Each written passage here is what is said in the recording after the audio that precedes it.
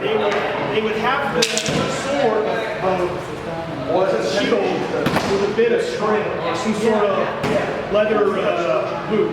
And then on the throat of the scabbard, they would loop this on the throat of the scabbard so it would hang. And then when the sword was free, then you would pull this off as well. Okay? So how we're going to simulate that is we're going to drop both into this frame.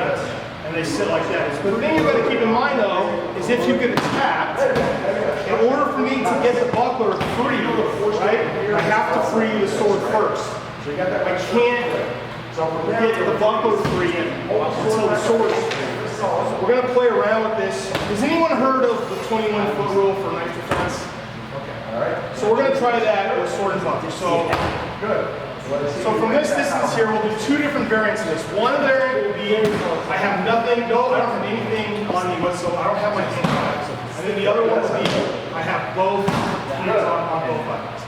So whatever exercise you charge me, I'm good. So on that distance right there, I have plenty of time. Create a little distance there. You're allowed to do that. Good. Yeah. Okay.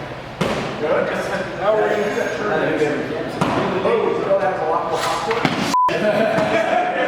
But in reality, you know, if I was walking through the street, one of the things I'd have to keep into consideration is if I'm in a tight street or I'm in an alley or something, I wouldn't let this thing just flying around.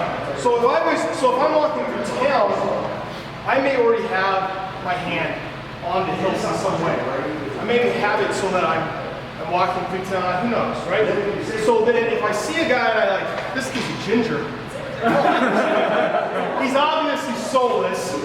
So then maybe as I'm walking, I kind of just surreptitiously put my hand on my hip and I'm just walking through town and I see this soulless ginger.